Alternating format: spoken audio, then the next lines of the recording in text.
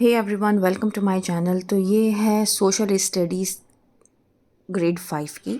इसमें हम करेंगे टुवर्ड्स फ्रीडम, क्योंकि इस चैप्टर में सबसे ज़्यादा प्रॉब्लम आती है बच्चों को, और ये एनुअल्स में भी आता है बच्चों के, तो इसलिए ये आज चैप्टर हम करा रहे हैं। So India has always been famous for spices, textiles, jewellery and pearls.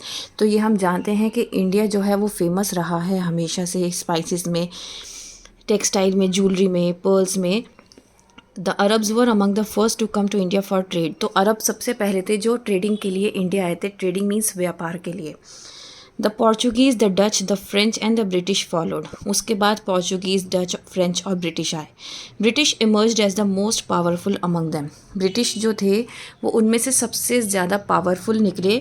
They traded through the English East India Company. The company bought goods cheaply from India and sold them abroad at high prices. तो उन्होंने क्या किया, English East India company से उन्होंने trading start की, मतलब अपना व्यापार स्टार्ट किया। तो वहाँ पर वो क्या करते थे कि इंडिया से सस्ते में वो सामान खरीदते थे और फिर उस कंपनी में ले जाकर वो बाहर के लोगों को उसी चीज़ को वो महंगा करके बेचते थे। ठीक है। This resulted in huge profits for the company, जिसकी वजह से कंपनी को बहुत ज़्यादा प्रॉफिट हुआ। Little by little the English East India company established control over the whole of India. मतलब धीरे धीरे क्या हुआ, इस तरीके से जो ईस्ट इंडिया कंपनी थी उसने क्या किया, होल्ड ले लिया पूरा, और वो पूरी तरीके से कंट्रोल, पूरे इंडिया पर उसने कंट्रोल कर लिया। Taking advantage of the lack of unity among the Indians, the British conquered large parts of India and establish their rule. क्योंकि ब्रिटिशर्स को ये पता चल गया था कि इंडिया में एकता नहीं है, जिसका उन्होंने बहुत ज़्यादा फ़ायदा उठाया और फिर उन्होंने क्या किया, हर एक पार्ट को जीतना शुरू कर दिया और इस तरीके से उन्होंने इंडिया पर राज किया। डिसकॉन्टिनेंट अमंग discontent among Indians.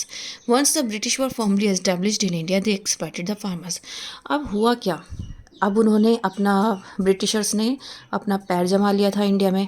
मतलब वो उन्होंने एक एक जगह को कॉन्कर करना स्टार्ट कर दिया था, जीतना स्टार्ट कर दिया था, और जिस जगह को वो जीतते थे वो उनके हिस्से में आ जाती थी, और इस तरीके से उन्होंने इंडियंस के ऊपर रूल करना स्टार्ट किया।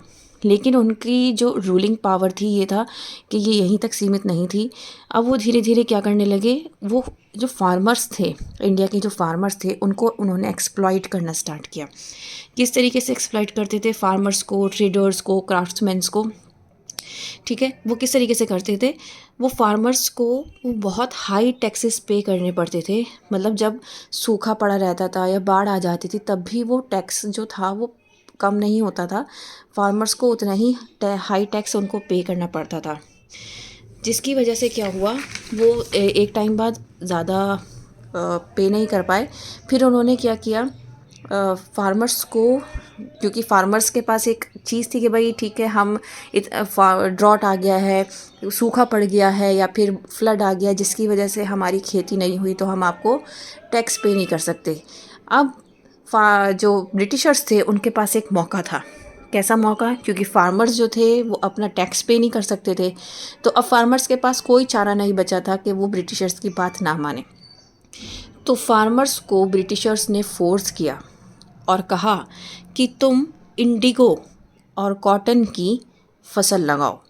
अब इंडिगो क्या होता है, जिसमें इंडिगो डाई बनती है, ठीक है, उसका प्लांट होता है, डाई जिससे बनती है, और कॉटन का प्लांट लगवाया उन्होंने। These were bought at very low rates and sold at very high rates in England. अब उन्होंने वो फार्मर्स से बहुत ही सस्ते दामों में ख़रीदा इंडिगो और कॉटन, और बाहर इंग्लैंड में जाकर बहुत ही महंगे दामों में उन्होंने उसको बेचा।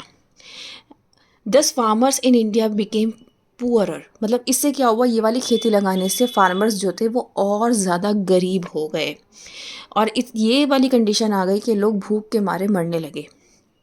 Cheaper mill made cloth was imported into India from England.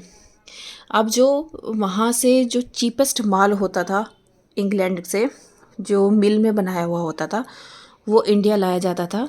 ठीक है, जिसकी वजह से क्या हुआ, जो इंडिया की जो हैंडलूम इंडस्ट्री थी वो सफ़र होनी स्टार्ट हो गई। Lakhs of viewers became unemployed, क्योंकि इससे क्या हुआ, वो मशीन के बने हुए इंग्लैंड से सामान यहाँ पर लेकर आते थे जो लोगों को पसंद आते थे, और जो इंडिया में लोग हाथों से वीव करके, मतलब बुनकर बनाते थे, वो थोड़े से एक्सपेंसिव भी होते थे in comparison to machine work. तो वो क्या करते थे, इसकी वजह से क्या हुआ, लोगों के रोज़गार छिन गए। They suffered the same fate as the farmers, उनकी भी वही कंडीशन हुई जैसे कि फार्मर्स की हुई। British did not allow the Indians to open mills and factories. अब ब्रिटिशर्स ने क्या किया कि उनको परमिशन ही नहीं दी इंडियंस को कि वो अपनी फैक्ट्रीज खोल सकें या फिर मिल्स लगा सकें।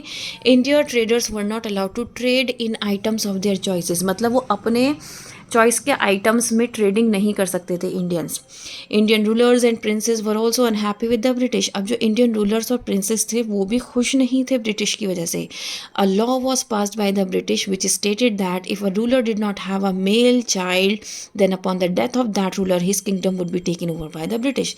अब यहाँ पर ब्रिटिशर्स ने एक रूल निकाला कि अगर इंडिया का जो राजा है, जो रूलर है, उसका कोई मेल चाइल्ड नहीं है, जैसे कि लड़का नहीं है, तो राजा के मरने के बाद पूरी प्रजा है वो किसकी हो जाएगी, वो ब्रिटिश के अंदर चली जाएगी। By using unjust and unfair means the British sought to expand their hold over India. और इस तरीके से उन्होंने नाजायज़ तरीके से, गलत तरीके से इंडिया पर होल्ड करना स्टार्ट किया। The dissatisfaction and anger of most Indians led them to the revolt. अब बहुत सारे लोगों को गुस्सा था, बहुत लोगों के अंदर गुस्सा था क्योंकि वो बहुत ज़्यादा अनजस्टिस कर रहे थे लोगों के साथ, ठीक है, इनजस्टिस कर रहे थे, जिसकी वजह से उनके अंदर गुस्सा था, एक डिससेटिस्फैक्शन था, जिसकी वजह से रिवोल्ट स्टार्ट हुआ, रिवोल्ट अगेंस्ट द ब्रिटिश। अब रिवोल्ट कैसे स्टार्ट हुआ? Ever since the coming of the British, people in different parts of India had been protesting against their unfair policies. अब जब से ब्रिटिश आए थे इंडिया में, तब से लोगों ने उनके खिलाफ प्रोटेस्ट करना स्टार्ट कर रखा था, क्योंकि वो कोई ना कोई गलत ऐसा फैसला ले रहे थे जिससे अल्टीमेटली जो कॉमन पीपल था उसका नुकसान हो रहा था। However, there was no unity in the protest, जबकि प्रोटेस्ट भले ही हो रहा था लेकिन उस प्रोटेस्ट में भी इंडियंस में यूनिटी नहीं थी। It was only in 1857 that a major revolt broke out. This was the first war of independence. तो 1857 में क्या हुआ, एक बहुत बड़ा जो रिवोल्ट था वो ब्रोकआउट हुआ, जिसको हम फर्स्ट वर्ल्ड वॉर भी कहते हैं, फर्स्ट वर्ल्ड ऑफ इंडिपेंडेंस, और इसी को कहते हैं हम sepoy mutiny of the great revolt of 1857. It was an important event in our struggle for freedom. The revolt was started by the Indian soldiers serving in the British Army in India. तो ये जो थे, जो British army में काम कर रहे थे इंडियंस, आर्मी इंडियंस, उन लोगों ने ये जो वॉर थी वो स्टार्ट की थी। A new rifle called the Enfield had been introduced in India. उस टाइम पर एक राइफल इंट्रोड्यूस की थी, एनफील्ड। और rumour spread that the grease used in this bullet was made from the fat of cows and pigs. तो वहाँ पर एक र्यूमर स्प्रेड किया गया कि यहाँ इसमें जो ग्रीज यूज़ किया गया है वो फैट, जो काव और पिग का जो फैट होता है उसको यूज़ किया गया है, क्योंकि इसको यूज़ करने के लिए फार्मर्स को बाइट करना पड़ता था बुलेट में से लोड करने से पहले। तो ये चीज़ लोगों को हज़म नहीं हुई, ठीक है। This was against the religious sentiments of both Hindu and Muslim soldiers. तो ये रिलीजियस सेंटिमेंट्स के खिलाफ था, दोनों के लिए ही। They refuse to use their rifles and revolted. अब उन्होंने उन राइफल्स को यूज़ करने के लिए मना कर दिया, जो इंडियन आर्मी के लोग थे, जो ब्रिटिश आर्मी में थे। तो इसी वजह से उसी टाइम पे ये रिवोल्ट स्टार्ट हुआ। ये रिवोल्ट मेरठ में स्टार्ट हुआ और बहुत ही जल्दी ये नॉर्दर्न और सेंट्रल इंडिया में फैल गया। फार्मर्स, क्राफ्ट्समैन और अदर सेक्शन ऑफ सोसाइटी के जो लोग थे वो सभी इस रिवोल्ट में ज्वाइन हुए। Soldiers declared the last Mughal emperor Bahadur Shah Zafar there leader. Soldiers ने बहादुर शाह जफर को अपना लीडर चुन लिया, डिक्लेयर किया। Revolt was lead by Nana Sahib and Tantia Tope at Kanpur. Revolt किनके थ्रू आगे तक चला, नाना साहिब और तांतिया टोपे के थ्रू, ठीक है। रानी लक्ष्मीबाई ने झांसी से किया और बेगम हजरत महल ने अवध से। तो इस तरीके से अलग अलग जगह से अलग अलग लोगों ने इस रिवोल्ट को आगे बढ़ावा दिया। आफ्टर द रिवोल्ट, अब रिवोल्ट के बाद क्या हुआ, the British suppress the first war of independence. अब ब्रिटिशर्स ने क्या किया, सप्रेस कर दिया, मतलब उसको रोकने की पूरी कोशिश की। तो इससे क्या हुआ कि वो रुक भी गया। So many factors were responsible for the failure of the revolt. अब ये क्या हुआ, क्योंकि अब उन्होंने सप्रेस किया, दैट मीन्स उसको रोका और वो रुक भी गया। तो अब इसमें फेलियर हुआ। रिवोल्ट का फेलियर कैसे हुआ, क्योंकि ये सारे इंडिया के सारे पार्ट्स में स्प्रेड नहीं हुआ था। तो ये एक रीज़न था फेल होने का इस रिवोल्ट के। और इंडियन सोल्जर्स के पास सफिशिएंट मनी और वेपन्स भी नहीं थे। आप ये भी कह सकते हो कि रिवोल्ट जो था वो प्रॉपर्ली ऑर्गेनाइज्ड नहीं था, और ब्रिटिश सोल्जर्स के पास बहुत अच्छे वेल इक्विप्ड राइफल्स वगैरह थी, वेपन्स थे, और वो वेल ऑर्गेनाइज थे। After the revolt was suppress many Indians were either killed और पुट इनटू प्रिजन। जब ये रिवोल्ट सप्रेस कर दिया गया तो जितने लोग इसमें शामिल थे उनको या तो मार दिया गया या फिर उनको जेल भेज दिया गया। The rule of the east India company ended in 1858, और इस तरीके से ईस्ट इंडिया कंपनी का जो रूल था 1858 में लास्ट हुआ। The administration of India was taken over by the government of England. तो जो एडमिनिस्ट्रेशन था इंडिया का वो गवर्नमेंट ऑफ इंग्लैंड के पास चला गया, जबकि Indian princes were allowed to rule over their territories. जबकि जो इंडियन प्रिंसेस थी वो अपने टेरिटरीज में रूल कर सकती थी, ये रूल वहाँ पर तब भी था। Social and religious reformers. The British introduced modern education in India. जो ब्रिटिश थे उन्होंने मॉडर्न एजुकेशन को इंट्रोड्यूस किया। Gradually educated Indians introduced many social and religious reforms.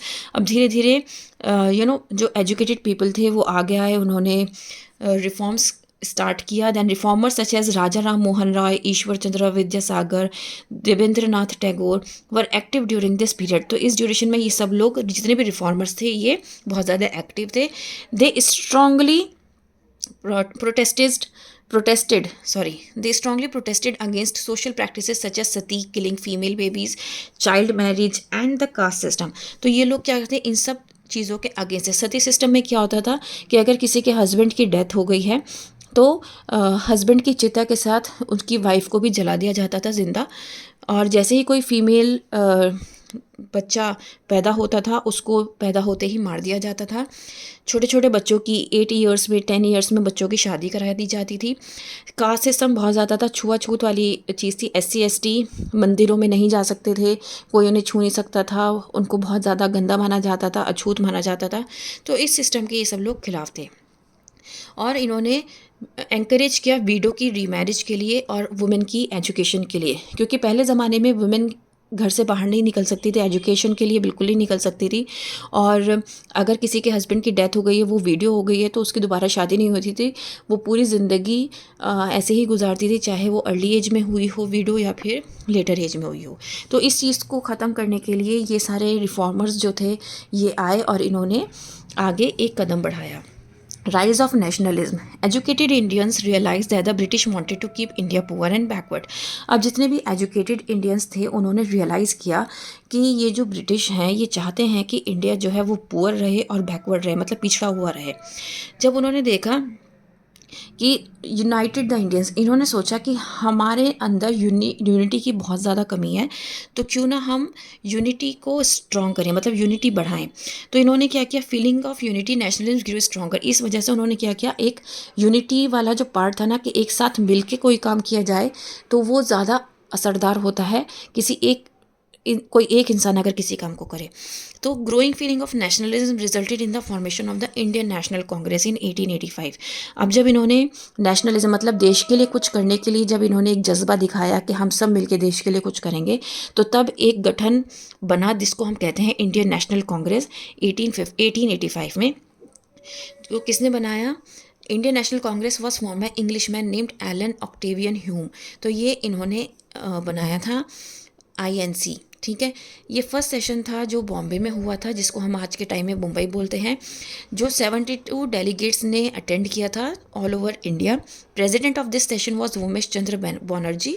There after the Congress met every year different cities. उसके बाद से कांग्रेस हर साल different cities में मिलता है। इस वजह से ये धीरे धीरे क्या हुई, स्ट्रांग हुई, और इन्होंने इंडियंस के अंदर यूनिटी जगाई कि यूनिटी होनी बहुत ज़रूरी है, तभी हम आज़ादी पा सकते हैं।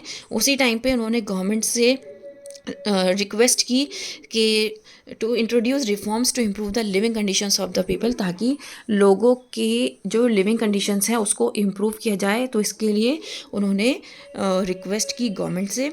Growing popularity of the Congress worried the British.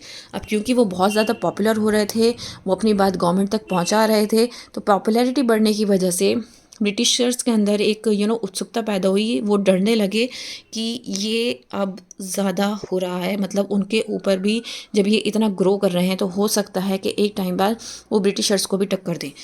To suppress the rising spirit of nationalism the government passed many strict laws. अब उन्होंने ब्रिटिशर्स ने क्या किया, ऐसे ऐसे लॉज बनाने स्टार्ट किए ताकि वो सप्रेस हो सकें, उनको दबा सकें, किसको, आईएनसी को दबा सकें। लेकिन आईएनसी बहुत ज़्यादा क्या थी, बहुत ज़्यादा स्ट्रॉन्ग थी, ठीक है। They also use the policy of divide and rule to prevent the Hindus and Muslims from uniting. तो हम उन्होंने क्या किया, ब्रिटिशर्स ने, उन्होंने ऐसे ऐसे रूल्स बनाए ताकि ये जो आईएनसी है ये ख़त्म हो जाए, और उन्होंने डिवाइड और रूल पॉलिसी भी अपनाई ताकि जो हिंदू मुस्लिम है वो कभी भी एक साथ ना आ सके। तो इस तरीके से ब्रिटिशर्स ने अलग अलग हथकंडे अपनाए ताकि वो इंडिया को यूनाइट ना होने दें और इंडिया को आज़ादी कभी ना मिल सके। तो ये चैप्टर हमारा यहाँ पर कंप्लीट हो जाता है। उम्मीद करती हूँ आपको समझ में आया होगा। Please like share and subscribe, that's all, thank you.